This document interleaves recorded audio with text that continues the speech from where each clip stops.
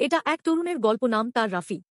দেখতে সুন্দর, ভদ্র, কিন্তু একদিন এমন এক পথে পা দিল যেখান থেকে ফিরে আসা খুব কঠিন। রাফি একদিন কলেজে একটা মেয়ের দেখল, নাম সুমাইয়া। প্রথমে সাধারণ কথা, তারপর আস্তে আস্তে সম্পর্ক। চোখের দৃষ্টিতে ভালোবাসা, কিন্তু সেটা ছিল আল্লাহর সীমার বাইরে, এক অবৈধ প্রেম, যেখানে ছিল না কোনো হালাল বন্ধন, ছিল না নামাহর নিয়ম, ছিল শুধু নফসের টান। রাফি ভাবত এটাই ভালোবাসা, কিন্তু আল্লাহর সন্তুষ্টি ছাড়া ভালোবাসা কখনো সুখ আনতে পারে না।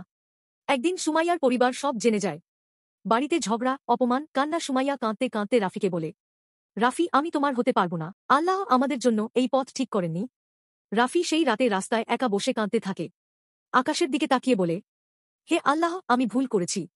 আমি এমন ভালোবাসায় জড়িয়েছিলাম যা হারাম ছিল।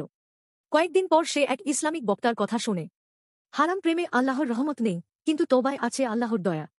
এই কথাটা তার হৃদয় কাঁপিয়ে তোলে। সে ঘরে ফিরে অজু করে নামাজে দাঁড়ায়, কাঁদে আর বলে, হে আল্লাহ, আমি আর কখনো সেই পথে যাব না। আমি চাই তুমি আমাকে ক্ষমা করো। সেই দিন থেকেই রাফির জীবন পাল্টে যায়।